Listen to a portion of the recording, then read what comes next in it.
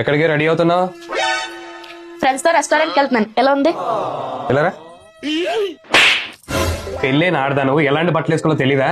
ఏ పెళ్ళైనా లేకూడదా? వేయొచ్చు, ముగ్గుడు ముందు బయటికి వెళ్ళినప్పుడు కాదు. అయితే మంచి డ్రెస్సులు కొను. సరే, నీకు మంచి డ్రెస్సులు ఇప్పిస్తాను పదా.